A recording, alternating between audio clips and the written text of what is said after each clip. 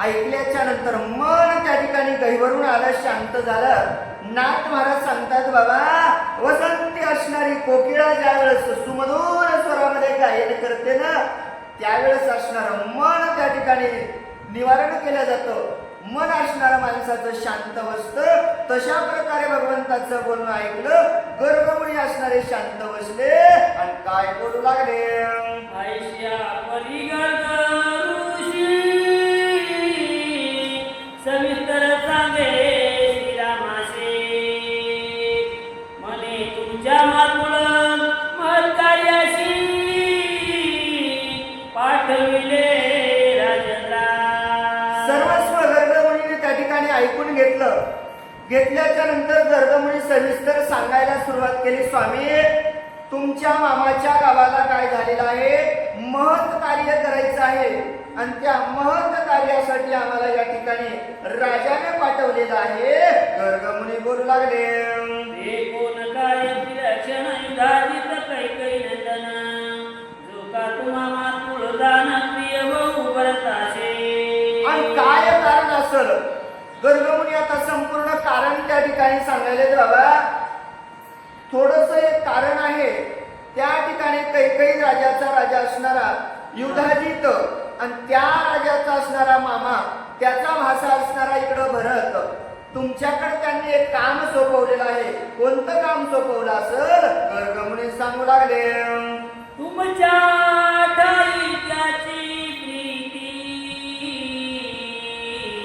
बहुतार्थ धी रघुपते, जैशी धेनु वत्साची ती चकोरचे ते चंद्राते. भगवंता तुमच्या ठाई असणारी त्यांची प्रीती आहे. त्यांना चांगल्या प्रकारे भगवंता आपल्या भाषांची आवड आहे. जशी कामधेनु एखाद्या वत्साला आवडते, तशा प्रकारे त्यांना तुम्ही त्यांचे असणारे भाषा आहात, तसे तुम्ही त्यांना आवडता असं असणार सांगू लागले. युधाजिते तुम्हाला गुण रुचे ऐसे माझ्या मुख्य कथा, करविले ते सावधान बंधू समवेत अवधारा. आणि भगवंता युद्ध जिताना असणारे तुम्हाला लावून काहीतरी सांगितलेलं आहे, ते असणारे मी तुम्हाला कथन सांगतो. भगवंत राम पर्व, भरतचे, शत्रुघ्न, लक्ष्मणचे सर्वस्व तुम्ही काय करा, सावधपणाने ऐकावं. गर्गमुनी बोलू लागले. सिंधू नदीचे उभय तीरे पुष्पी फळी अति साजे, गंधर्वी वसविली नगरे, जे जे सुरासुरी अतर्क्य. गर्गमुनी सांगू लागले. भगवंता सिंधू नगरी असणारी त्या ठिकाणी तीरावरती दोन्ही बाजूनं चांगल्या प्रकारचे फुलं फळं येतात, अशी असणारी ती त्या ठिकाणी सुंदर जागा आहे. पण भगवंता त्या जागेवरती गंधर्वांचं राज्य आहे, सुरासुरांचं राज्य आहे. त्या ठिकाणी गंधर्व राज्य करीत आहेत. एवढी सुंदर असणारी ती नगरी, पण तिथं गंधर्वांचं राज्य आहे. भगवंता गर्गमुनी सांगू लागले. तेथीला राजे गंधर्व जना, सिंधू देशाचे करीती पाळना, तयाचे 30 कोटी सैन्य, युद्धांगवन बहुसाल तया. आणि त्या गंधर्व राजाचं असणारं राज्य गंधर्वांकडे आहे. देवा सर्वस्व असणारे त्या ठिकाणी राज्य करीत आहेत आणि त्यांना कुठलाही राजा हरवू शकत नाही. कारण त्यांच्याकडे जर सामर्थ्य पाहायला गेलं, 30 कोटी त्यांच्याकडे सैन्य आहे आणि त्या 30 कोटी सैन्याच्या जीवावरती ते आजही त्या ठिकाणी राज्य करत आहेत. गर्गमुनी सांगू लागले. श्रीरामाची तोरी त्याते, नगरे दोन बसवावी तेथे, ऐसे सांगून युधाजिते मजलागी पाठविले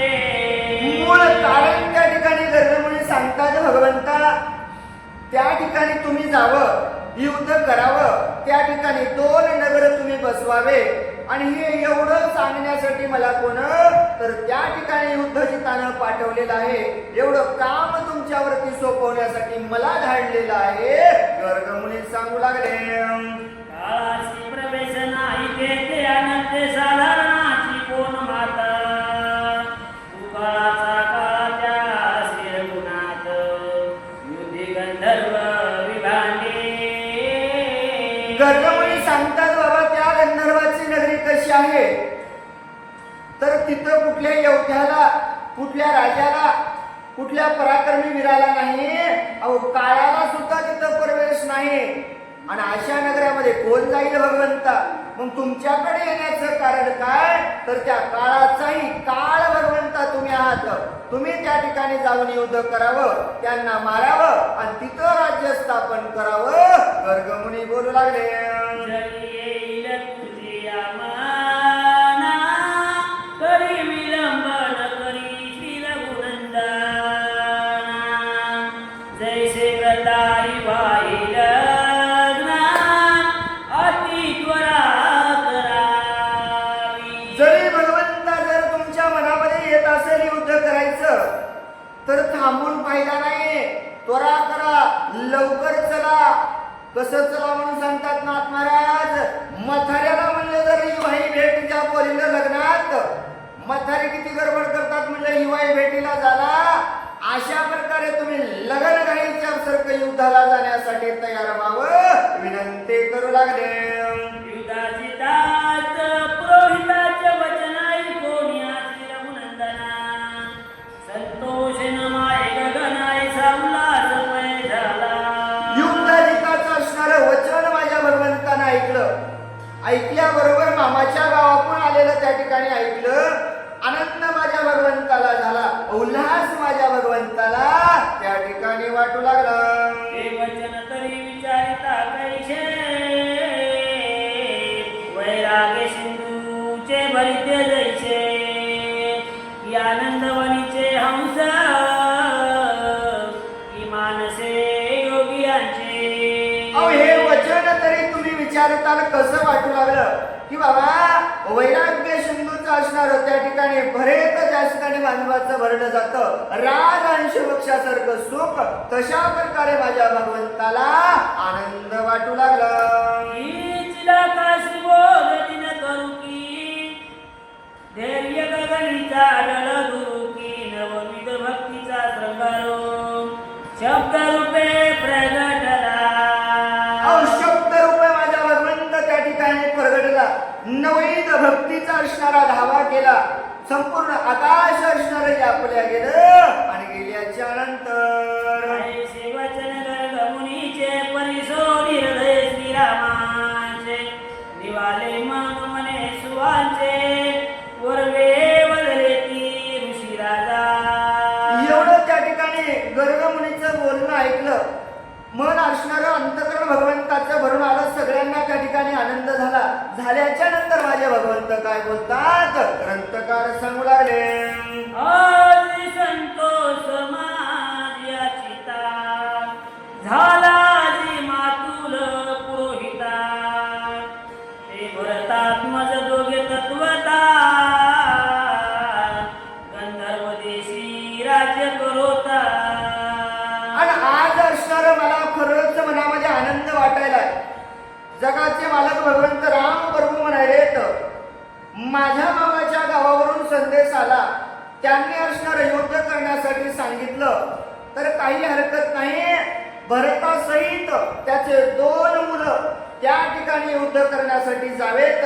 त्यांना असणारं ते राज्य भेटावं असं असणारं भगवंत बोलू लागले.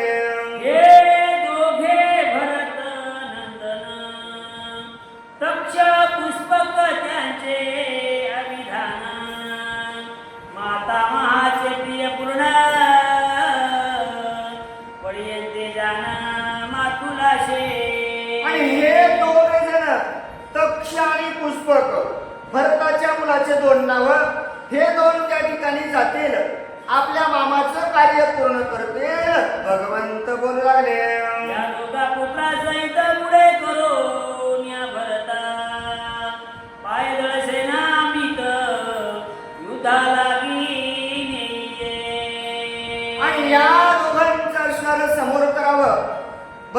सहित यांना पायदळ सैन्य असणारं द्यावं आणि युद्धासाठी तुम्ही न्यावं असं असणार बोलू लागले. सेनेसहित राजा भरता युधी जिंतील गंधर्व समजता पुढे दोन्ही वसून तेथा पुत्रा राज्य देईला. मग भगवंतानं सांगितलं बाबा भरत राजा आपल्या मुलासहित त्या ठिकाणी जातील, गंधर्वासंग युद्ध करतील, विजय त्यांचा होईल आणि दोन्ही मुलांना असणारा राज्याभिषेक करतील. भगवंत बोलू लागले. नूतन वसोन्या पुरद्वयाशी राज्य स्थापल्या निज पुत्राशे विजय होऊन या भेटीशे माझी आई मुनिराया. पुन्हा भगवंत सांगू लागले बाबा विजय असणारा माझा भरत होईल, मुलांना राज्य येईल, राज्याभिषेक होईल आणि सगळं कार्य संपन्न झाल्याच्या नंतर माझा भारत मला पुन्हा भेटीसाठी येईल असं असणार बोलू लागले. ऐशे बोलोने पुरोहिता प्रते भरताशी आज्ञा देऊनी श्री रघुपते म्हणे निज पुत्रार्षते पट्टाभिषेक करावा. एवढं माझे भगवंत बोलले.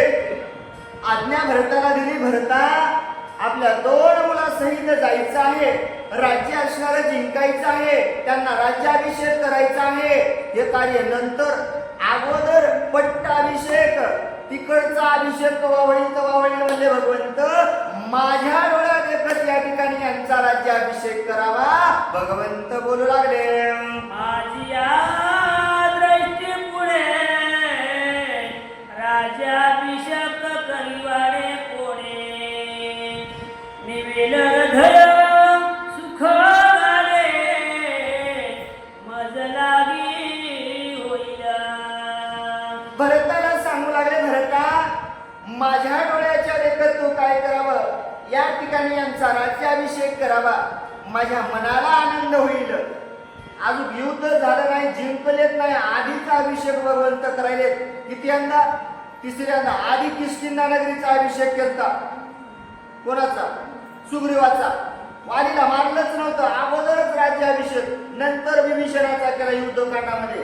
रावणाला मारलंच नाही, आधीच रावणाला त्या ठिकाणी सांगितलं विभीषणा तुला लंका दान दिली, तू लंकेचा राजा. का हो?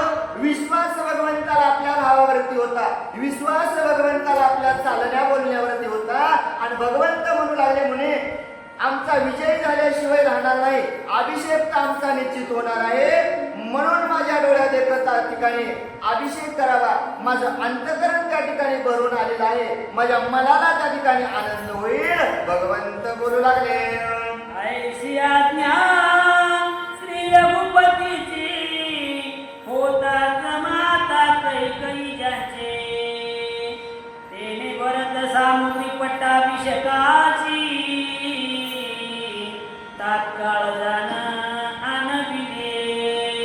आणि एवढं माझ्या भगवंताला बोलल्याबरोबर भरताला आज्ञा दिली. आज्ञा दिली बरोबर भरताला सांगितलं बाबा आपल्याला राज्याभिषेक करायचा आहे, लागणार पूजा सामग्री सर्व साहित्य भरताना आणल्याच्या नंतर कोणी दोघा पुत्राने श्रीरामे निधली दोन छत्रे चामरे शिविका तयाते दोघा लागे निधले. आणि मग सर्वस्व साहित्य आणलं. वशिष्ठ मुनी गर्ग मुनी त्या ठिकाणी होते. दोघांचा राज्याभिषेक झाला. दोघांना राज्यछत्र त्या ठिकाणी देण्यात आलं. आल्याच्या नंतर श्रीराम आज्ञा लावून निज पुत्रेशी कैकई नंदन सेना समवेत बलवान नगराबाहेर निघाला. आणि मग छत्रछाया भेटल्याच्या नंतर माझ्या भगवंताचा आशीर्वाद घेतला. आणि घेतल्याच्या नंतर भरत राजाने आपले दोन मुलं सोबत घेतले, सोबत सैन्य घेतलं. युद्धासाठी चालत असताना बालानीले भद्र जातीवर कोट्यानुकोटी नेणुकीते रथ धडधडाटी पाती ते समये पाल्हान असणारे केलं. सर्व सैन्याला प्रधानांना सारथ्यांना सांगितलं रथ काढा. कोट्यानुकोटी असणारे वारू घोडे सोबत घेतले. काही सैन्य घोडदळ, काही सैन्य असणार रथावरती बसलं आणि एवढ्या वेगानं रथ चालत होते की नाथ महाराज म्हणतात त्याचा गडगडाट त्या ठिकाणी त्रिदिशामध्ये त्या ठिकाणी त्रिलोकामध्ये असणारा गडगडाट होऊ लागला. पाय दळालंगाईता सोळी सांबळी बाणाईता शुभकतीरदारा गणित श्रीराम नामे गरजते. आणि प्रत्येक जण असणार भगवंत राम प्रभूचं नामस्मरण गाऊ लागलं. पायाने चालणारे पायदळ होते. काही असणारे युद्ध पाहण्यासाठी जाणारे आणि काही खाण्यासाठी जाणारे, काही युद्ध करण्यासाठी जाणारे. प्रत्येक जण असणार भगवंताचं नामस्मरण करत त्या युद्ध लढण्यासाठी चालू लागलं. 56 कोटीचा मोंडा पत्रे घेऊन धावती पुढा गंधर्वाच्या सुदसडा भरत गाडा घालिला. प्रत्येकीला विश्वास होता त्या भरताचं सैन्य निघालेलं आहे आणि गंधर्वांचं सैन्य 30 कोटी आहे. आज काय म्हणले 7वी माळ आहे म्हणले, आज काही कमीच नाही 6वी माळ आहे म्हणले आणि 56 कोटी चामुंडा निघाल्या. काय खायला भेटणार आहे आज? असणार आपल्याला त्या गंधर्वांचं मांस खायला भेटणार आहे, आपल्याला रक्त प्यायला भेटणार आहे. असा असणारा आनंद त्यांना वाटू लागला आणि त्या ठिकाणी भरताच्या सैन्याच्या पुढे त्या ठिकाणी धावू लागल्या.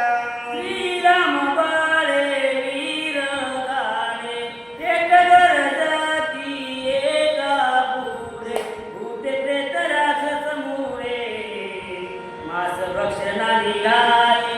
मांस भक्षणासाठी निघालते का? तर कारण त्या भगवंताचे वीर असणारे कोण होते हो? गाडे होते.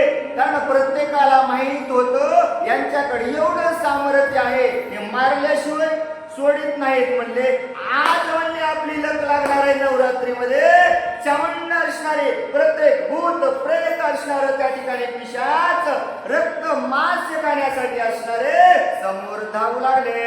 भूत गणेशी वेताळ आनंदाचा गोंधळ टाकून मागे भरत दळ नवदुर्गाही निघाल्या. भूत प्रेत असणारा यांचा गोंधळ चाललेला आहे आणि यांच्यामध्ये असणाऱ्या आमच्या नवदुर्गा असणाऱ्या कालिका चामुंडा संपूर्ण असणाऱ्या देव्या अंबिका अशा असणाऱ्या 9ला 9 देव्यांनी काय केलं? चामुंड्याच्या असणाऱ्या पाठीमागे गेल्या. कारण आज म्हणजे आपलं काय होणार आहे? उपास सुटणारे म्हणले 30 कोटी गंधर्व आपल्याला खायला भेटणार आहेत. अशा असणारे भगवंताचं नामस्मरण करत पुढं पुढं चालू लागल्या. जैसे सामर्थ्याचे भाई वराडी वराडी नीलवलाई तैसे भूत गण पाहे अवघ्या पुढे निघाले. अवघ्यांच्या पुढे निघाले. कशा प्रकारे निघाले? नाथ महाराज म्हणले बायाची सगळ्यात जास्त घाई असते लग्न नाही. एकमेकीच्या पुढं ही बाईच्या ठिकाणी हिर भेटीच्या वेळेस बघा म्हणले बाया कशी गडबड करतात. तशा असणाऱ्या या नवदुर्गा त्या ठिकाणी भूत प्रेतांना घेऊन गंधर्वांना खाण्यासाठी एकमेका पुढं चालू लागल्या. ऐशिया प्रकारे श्रीरामानुज चालिया गंधर्व नगराउज मार्ग प्रमोन्या सेना समाजो माता महेशा पयाला. आणि अशा प्रकारे भगवंताचा असणारा भाऊ भरत 2 लेकरं सोबत घेतलेले आहेत आणि गंधर्वावर असणारा संहार करण्यासाठी युद्ध करण्यासाठी जायचे आहे. पण जवळच मामाचं गाव लागलं आणि मामाचं गाव लागल्याच्या नंतर मामाच्या गावाला आले. आल्याच्या नंतर ते करून मस्ती सैन्यासहित दासरते कै कै अधिके पूजोनी प्रीती पुत्रास संगे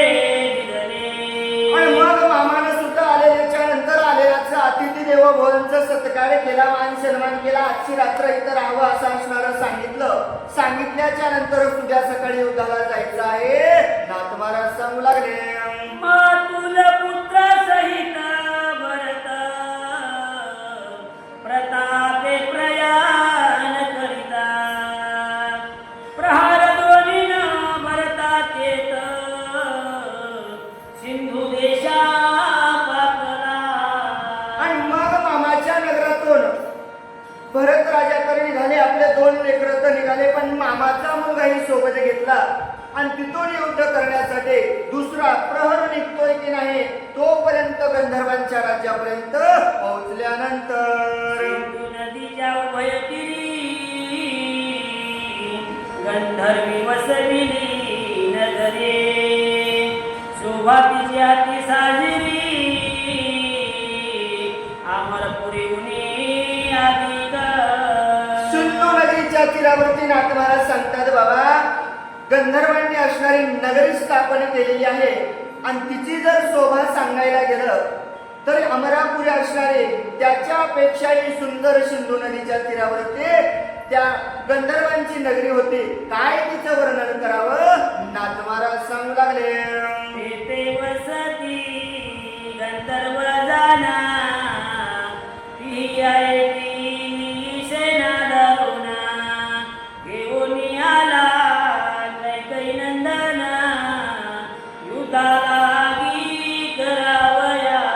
आणि त्या गंधर्व नगरातल्या असणारं सैन्याला माहीत झालं की आपण या ठिकाणी राज्य करायला होतं, पण आपल्या सोबत युद्ध करण्यासाठी कैकई नंदन त्या ठिकाणी भरत आपल्याला युद्ध करण्यासाठी आलेला आहे एवढं त्यांना माहीत झाल्याच्या नंतर आलाई कोणी भरत गंधर्व होनी एकीभूता विचार करुणी समस्त समरांगणा पळे आले.